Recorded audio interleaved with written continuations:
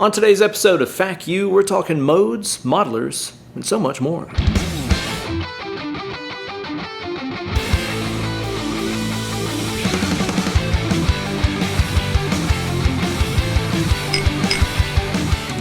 Well, hey there kids, it's your old buddy Uncle Ben, and welcome to the resurrection of FAQ U, my long-lost FAQ series.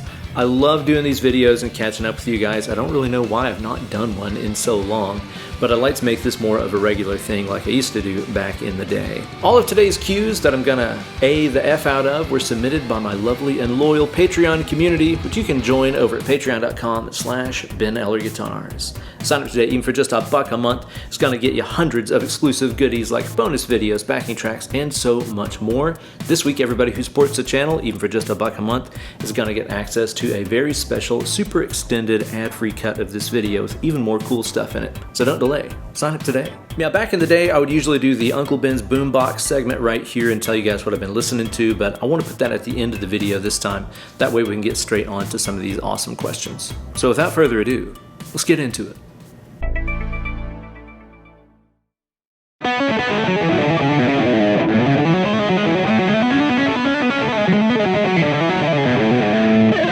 So our first question today comes from my man Art. He said, explain modes to me like I'm a 5-year-old. All right, Junior, let's talk about that. This is really important because I think that there are so many misconceptions and misunderstanding about the modes for guitar players, and I think a lot of that comes from the way that we are typically taught them, from that musical terrorist known as Mel Bay and other guitar educational programs. Here's the biggest lie you've ever been told about the modes. It's that when you put yourself within a certain shape or scale pattern, that you're suddenly magically playing that mode.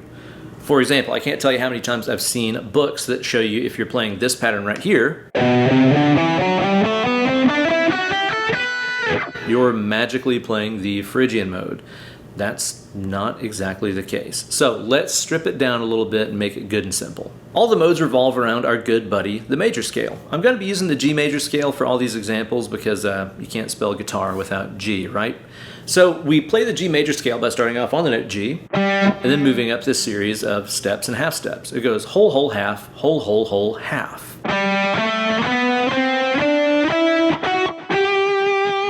And yes, even when you put yourself into some of the other patterns that you might already know, it's still just moving you through that series of steps and half steps. It just looks a little different. Whenever you do that series of whole, whole, half, whole, whole, whole, half, it gives you a 7-note scale. And you can build a lot of different things out of that. Think about it like having 7 Lego pieces, right? You can build a million different things out of those 7 individual bricks. And that's kind of how we construct stuff in music.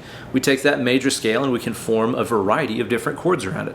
For example, with that G major scale, we can form all of these chords. And those chords are super important to remember here because a lot of us guitar players think about scales and modes as belonging in lead guitar land and chords as belonging to rhythm guitar stuff.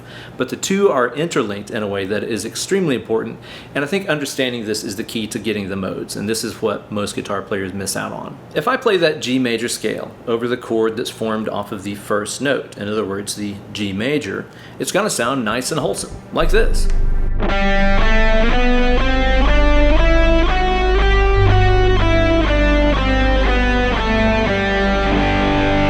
Very churchy, very happy sounding, right? But if I chose one of the other chords that are available in the key, like let's say our E minor over here, you'll notice that it suddenly sounds way different.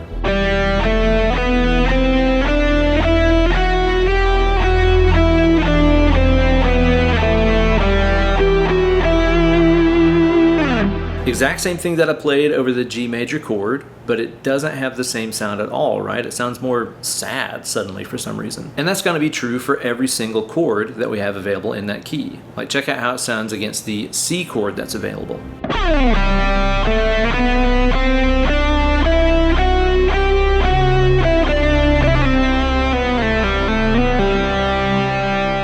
I played the same thing again, but it was another drastically different sound. And that's due to the way that the notes of that scale are interacting with that individual chord. And to understand this stuff, you gotta start looking at the notes of the scale as being like people and looking at these relationships the same way that we do personal relationships. What I mean by that is that I can be the same person all the time to myself. But depending on who you ask in my life, I'm somebody completely different. To my brother, I'm his younger brother. To my wife, I'm a husband and the asshole that leaves his socks on the floor every night. To my adorable dogs, Darla and Turkey, I am known as Food Guy.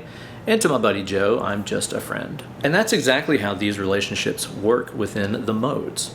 Because for every chord that goes by, the meaning of that G major scale changes. So for example, if we look at the G major scale being played over the G chord, let's hear that again.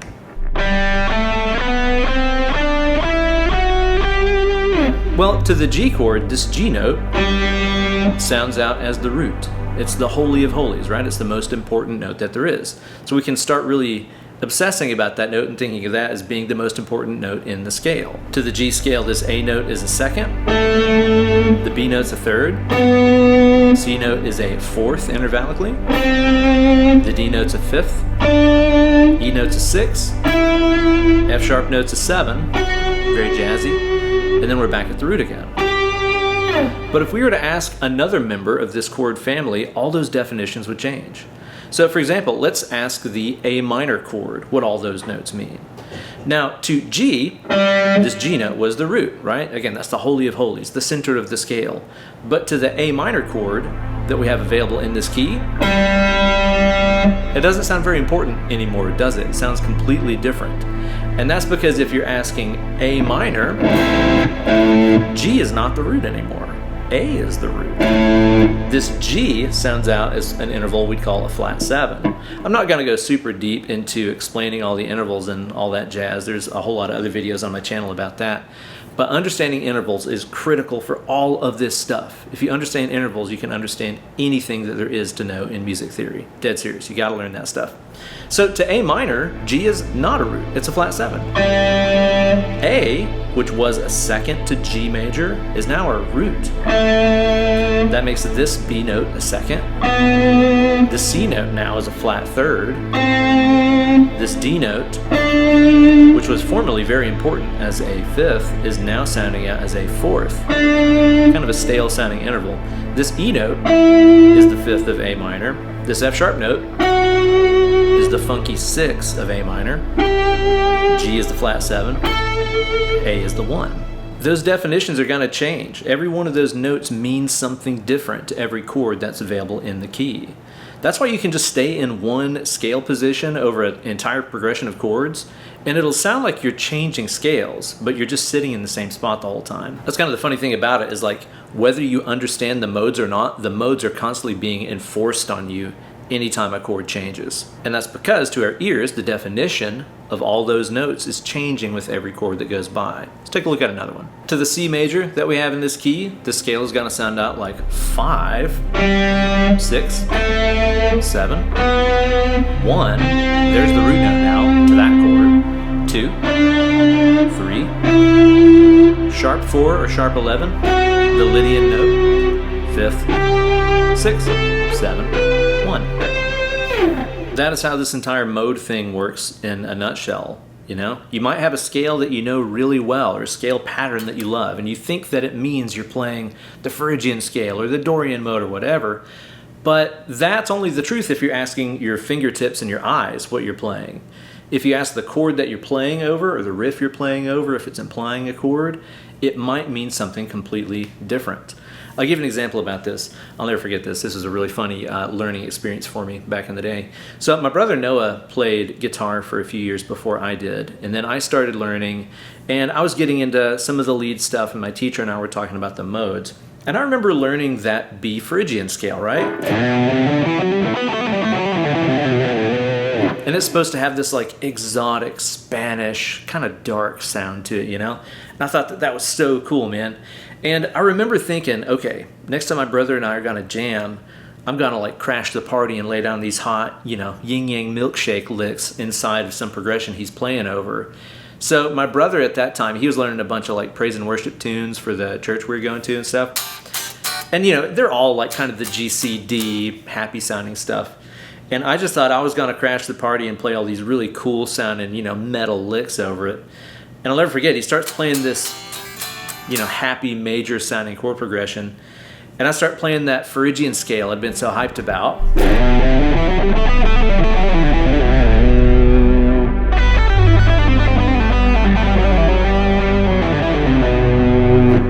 sounded happy, like what you just heard right there, you know?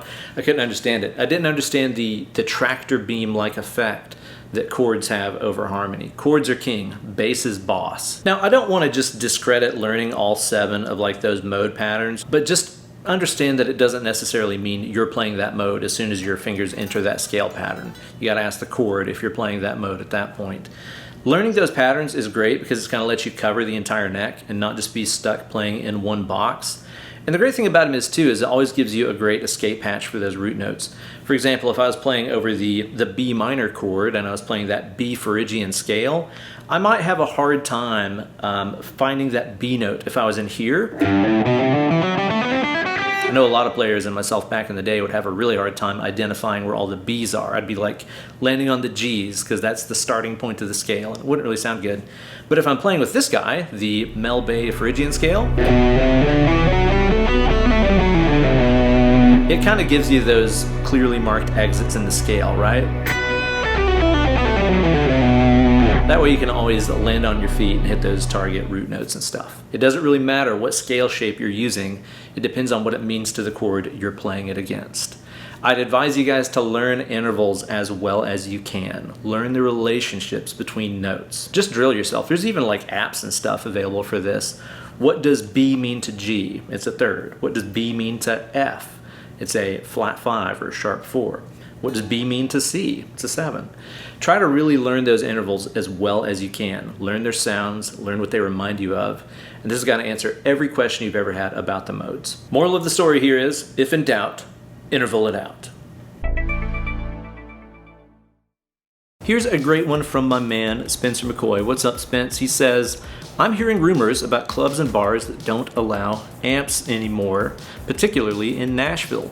They insist on guitarists and bassists bringing a modeler or a DI like a Sans amp. I use a Sans amp all the time for my bass gigs. Do you think we're at that point where a gigging guitarist needs to have some sort of direct option in their arsenal? I think so, and you're exactly right, man. I got so many buddies around Nashville that don't bring amps anymore. And there's a lot of reasons that go into that kind of gigging economy. For one, most musicians I know in Nashville, unless they live downtown, Uber in from out of town to get to the gig, right? Because if they paid for parking in Nashville, they won't make a dime off the gig. So they're Ubering in. That means they're not going to bring, a 4x12 and 2 heads or whatever. They're just going to bring minimal stuff. That way you can throw it in the back of a Prius and get to the gig on time. And same thing for going home. So there is that aspect of things, Just the parking in big city gigs is just impossible and extremely costly. So why even bother? And then, more and more people are wanting lower volume at gigs, less volume coming off the stage and everything. And I understand that too. An extent. It's fun playing loud. I love tube amps. I love all this stuff, so it is kind of a bummer. But I do think that it is kind of becoming a necessity. On the bright side though, what a great time to be playing off of modelers. Because seriously, if this exact same problem was happening in the early 2000s, we'd have been f***ed. Everybody would have been showing up to the gig with a Line 6 pod kidney bean, using the same busted tones, and it would be really unrewarding. But since the advent of the fractal audio, like the Axe FX3 stuff, I've heard people get amazing tones. I'm talking incredible tones out of all different kinds of modelers, whether that be the Head Rush or the Helix, the Axe FX. I used to gig with my Kemper every now and then. I mean, you can get incredible tones out of these modelers now. So even though it's a problem and it's a change, it's a pretty good time to be going through that change, especially considering with the fractal stuff especially.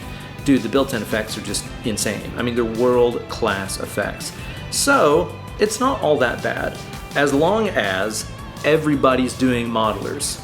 This is a discussion that me and Andy would have had many times. I always find on gigs where if you got 2 guitar players and they're both using modelers straight to the PA, the mix is great and it sounds awesome. But if you go to a gig where one guy is using a 100-watt tube amp and the other guy is using a Helix right into the board, it's a lot less balanced. The tube amp guy pretty much always ends up winning the fight, He's blowing stage volume and everything out there.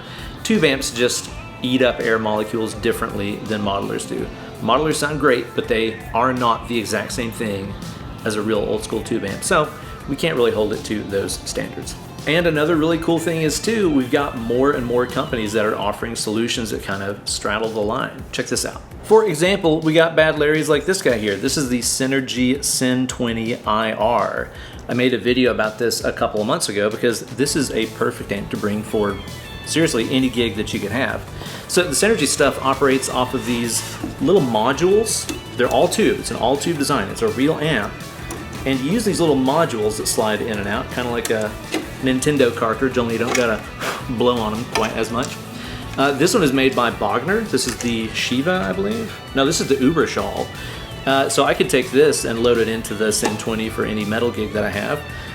And that gives you 2 different channels of Bogner goodness and a built-in clean channel here. If I was playing like a yacht rock gig or something, I could use the Overdrive Special module.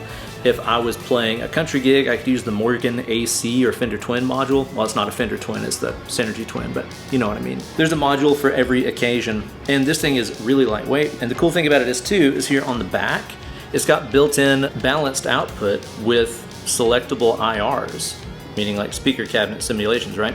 So I could show up to a gig with a gig bag and this guy right here and plug that straight into the PA. I don't even have to have a cabinet. I could just set that on the stage, listen to myself through a wedge on stage, you know, and select whichever module and cab that I need for the gig. And I can kind of have my cake and eat it too. I can have a tube amp, but I can also be very portable with it and control the volume and go straight to front of house. So yeah, the times are a-changin', but there's some pretty good solutions, thankfully. Whether that's running a modeler straight to the board or a solution like this guy right here, the Syn 20 IR, there's a lot of different solutions to this problem.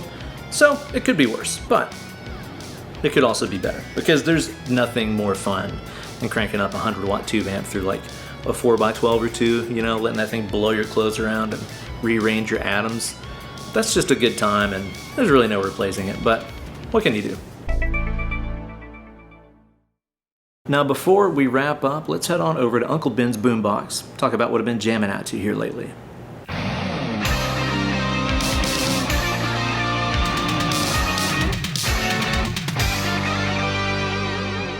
So earlier today, I was working out in the gymnasium, getting harder to kill as usual, and I found myself getting very inspired to pick up heavy objects, set them down again, along to the soundtrack of this band called Spotlights. I was introduced to this band a couple of years ago by my dear friend Lindsay, which is kind of uncommon because she doesn't listen to a lot of heavier bands like this, but as soon as she sent it to me, I could understand why she was into it. It's got this like post-rock mixed with like trip-hop kind of vibe, you know? It's got that like slow, sexy drum sound that you hear from bands like Portishead and stuff, but with this big, doomy, sludgy thing on top of it. A lot of melodic vocals in there. It's not a lot of Cookie Monster stuff, so if you're into the more melodic side of metal, you'll probably be pretty cool with this stuff.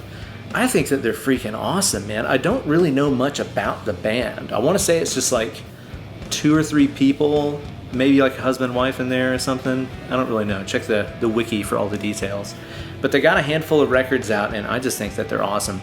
I'd say if you're into stuff like, yeah, like Portishead and Massive Attack, but also like heavier doomy stuff, and maybe you're also into like the Deftones, you know, it's got a little bit of Deftones influence in there at times.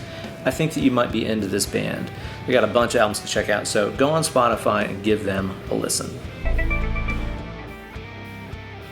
So there you go, kids, a whole lot of good stuff on the newest installment of FAQ U. It has been too long since I did one of these. I hope you guys have enjoyed it. I'd like to do these again like every month like I used to. And don't forget, all these questions are submitted by my lovely and loyal Patreon community over at patreon.com/BenEllerGuitars. Sign up over there, and maybe on the next installment of this, I'll be answering your question. Thanks so much for watching. Be sure to like the video, subscribe to the channel, and ring the bell every time I upload a new slice of fried gold right here for you lovely people. Now get away from the computer machine, grab that rock guitar, and start mashing some rope. Less clicking, more picking.